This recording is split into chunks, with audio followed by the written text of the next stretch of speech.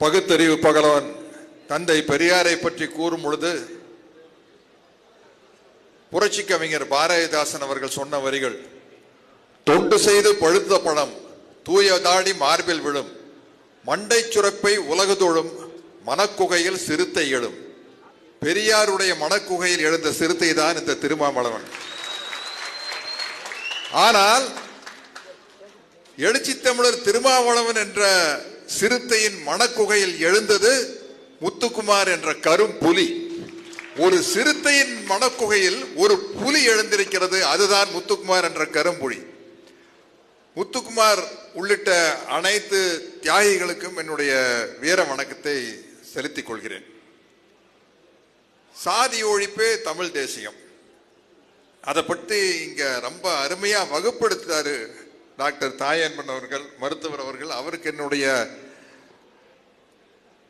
அவருக்கு நான் இன்னையிலிருந்து மாணவனாக மாறி இருக்கிறேன். ஒரு ஆசிரியருக்கு மாணவனுடைய பணிவான வணக்கம். இல்ல உணர்ச்சிகள் வேறு, அதை சிந்திக்கும் திறன் என்பது வேறு. உங்களுக்கு இருக்கும் உணர்ச்சி எனக்கும் இருக்கிறது, ஆனால் உங்களுக்கு இருக்கும் சிந்தனை திறன் எனக்கு இல்லை. அப்பதான் அந்த உணர்ச்சிகள் சரியானபடி ஷேப் செய்யப்படும். அதைத்தான் புரட்சியாளர் அண்ணல் அம்பேத்கர் அவர்கள் சொல்கிறார்கள், கற்பி ஒன்று சேர் புரட்சி செய். அப்படி உங்களுக்கெல்லாம் கற்பித்துக் கொண்டிருப்பவர் தான் எழுச்சி தமிழரினுடைய அன்பு தம்பி தொல் திருமாவளவன் அவர்கள். ஏன் நான் மருத்துவர் தாயன்பன் அவர்கள் அப்படி சொன்னோம்னா, நான் உட்பட இங்க இருக்கிற பல பேருக்கு படிக்கிற பழக்கம் கொஞ்சம் குறைவா இருக்கும்.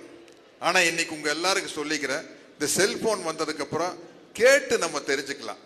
நம்ம பேருந்தில் பயணிக்கும் பொழுது, காரில் பயணிக்கும் பொழுது, ஒரு ஊர்ல இருந்து இன்னொரு ஊருக்கு போகும்போது உடற்பயிற்சிகள் செய்யும் பழக்கம் இருந்தா கிட்டத்தட்ட அரை மணி நேரம் 1 மணி நேரம் ஒரு போன்ல அந்த உரையை கேட்டு நம்மளுடைய அறிவை, நம்மளுடைய உணர்ச்சியை சீர்திருத்தி கொள்ளலாம். அப்படி நான் நிறைய முறை என்னுடைய அன்பு தம்பி திருமா அவர்களுடைய உரையை நான் கேட்டிருக்கிறேன். இப்ப என்னுடைய தம்பி வன்னியரசு அவர்கள் எனக்கு ஒரு உரையை அனுப்பிச்சிருக்காரு. அது அந்த பெரியாருடைய நிகழ்ச்சியில் பேசியது. அந்த நிகழ்ச்சியில் தம்பி திருமாவளவன் அவர்கள் கிட்டத்தட்ட 1.25 மணி நேரம் பேசியிருக்காரு. அதனுடைய ஒலி வடிவத்தை எனக்கு தம்பி வன்னியரசு அனுப்பிச்சிருக்காரு. அதை நான் 2 நாள்ல கேட்டுருவேன். நான் திருப்பி இப்பவே இங்கிருந்து காரில் இங்கிருந்து என் வீட்டுக்கு போறதுக்கு 1/2 மணி நேரம் ஆகும். மாலை உடற்பயிற்சி செய்யல ஒரு 1/2 மணி நேரம். இது எல்லாத்திலையும் அந்த 1.25 மணி நேரம் பேச்சை கேட்டு என்னுடைய உணர்ச்சியை நான் வடிவமைத்துக் கொள்வேன்.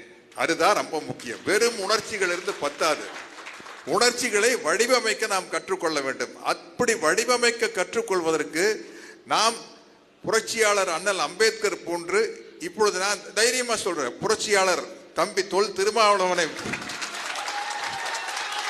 ஏன்னா இன்றைய சூழ்நிலையில் தம்பி திருமாவ புரட்சியாளர்னு சொன்னாம வேற யார சொல்றது? நான் எல்லாருக்கிட்ட எப்பவோ ரசிகர் எனக்கு புரட்சி தமிழன் ஒரு பட்டம் கொடுத்துட்டாரு, அதை தயவு செய்து போடாதீங்கன்னு சொல்லுவேன். இதெல்லாம் புரட்சினா அப்புறம் தம்பி திருமா பண்ணது என்ன? நான் பெரியார் திடல்ல ஒண்ணு கொடுத்தாங்க, இன முரசு, அதைத்தான் இங்க போட்டிருக்காங்க. அதுக்கு ஓரளவுக்கு நான் தகுதியானவன். இந்த இனத்துக்காக முரசு கொட்டுப்பவன்.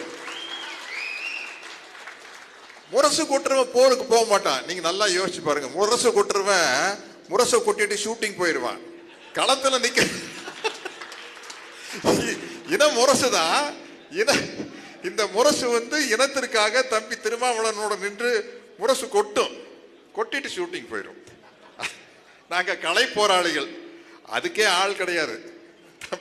தம்பி தமிழ் மாதிரி இருக்கிறவங்க தான் அங்க திரையிலேயே போராடிக்கிட்டு இருக்கிறோம். இன்னும் தமிழ் கிட்ட இருந்து நிறைய எதிர்பார்க்கிறோம். ஏன்னா அவருடைய வாழ்வியலை படமா எடுத்தாரு டானாக்காரன் அப்படின்ட்டு. இன்னும் அவர் உணர்ந்த வாழ்வியலை படமா எடுக்க வேண்டும். இப்ப அவர் உணர்ந்த வாழ்வியலை படமா எடுத்துட்டு இருக்கிறாரு. மார்ஷல்னு ஒரு படம், அதில் நானும் தம்பியினுடைய இயக்கத்தில் நடிச்சிட்டு இருக்கிறேன். ரொம்ப மகிழ்ச்சியான விஷயம். பொதுவா சராசரி மக்களுக்கு சினிமாவில் ஒரு கதாநாயகர்களை பார்க்கும்போது ஒரு சிலிர்ப்பு ஏற்படும். இது அவரு, இது இவரு அப்படின்ட்டு.